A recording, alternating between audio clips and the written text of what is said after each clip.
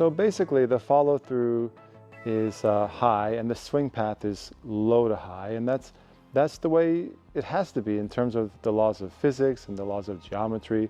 Is you have to be able to take the racket underneath the ball. The racket has to come well below the ball, and then you need to lift as you swing and you extend and then you finish high. Typically I like the low finish after the high finish, so you go low, high, low, and I've talked about that in other videos and you can check that out. But essentially it's not correct to say that you don't swing low to high. If you swing linearly like this and the racket is on the same level as the ball, you're going to get very minimal spin, if any. You'll typically hit the ball flat. You might be able to get a touch of spin if you're slightly below the ball, but what you should be really looking for is where the racket is in relationship to the ball. The racket has to be under the ball. But typically the racket is only 6 to 12 inches below the ball. So on most shots, the only time the racket would drop way below the ball, if this is the ball and this is the racket, would be on a heavy topspin looping shot, a high kicking shot, maybe a topspin lob. You might drop the racket very steeply below the ball where you'd have this type of angle coming up. But just in general, the racket's going to be 6 inches to 12 inches. That's a good way to think about it, the racket below the ball. And so it's not correct to say that the racket stays on the same level as the ball. That would only be for a flat or mostly flat shot, a straight trajectory shot.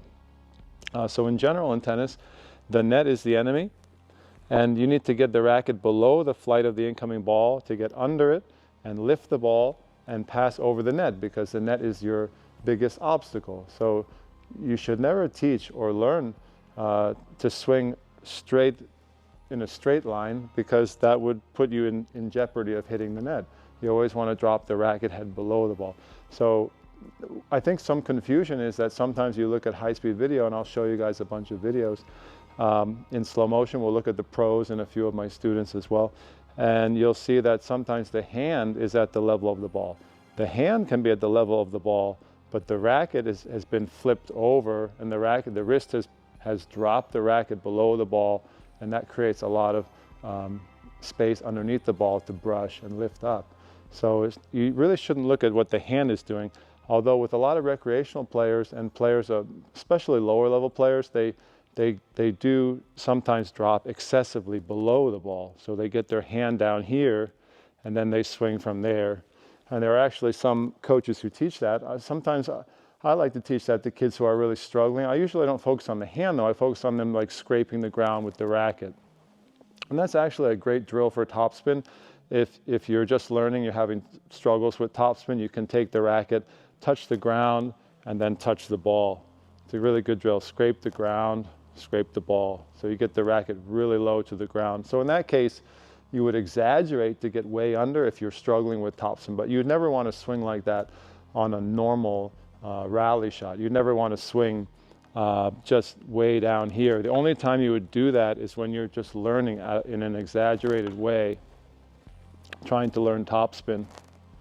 Scrape the ground, scrape the ball. Scrape the ground, scrape the ball is a great exercise if you're struggling with your topspin. But as you get more advanced, you're going to want to keep that racket on very near the level of the ball, but it has to be below the ball, because if you're above the ball, or if you're at the same level of the ball, you're going to hit the ball like a line drive, and you're not going to be able to lift it over the net. And that's the most important thing, clearing the net, or you lose the point. So guys, make sure you swing low to high, but you might want to check and see how low you're getting. You don't want to get too low, because that's kind of inefficient. Sometimes I see players and they have like a ball here at their eye level, and they're preparing down here with their racket. Their racket is flipped and the racket's down by their ankle, but the ball's up here. So that can't be right. You know, you want to line up the racket similar to the level of the ball, but you're always going to drop the racket 6 to 12 inches below the ball, no matter what. On pretty much every shot, unless you're slapping a winner, you might level it out to slap a power flat shot, for example.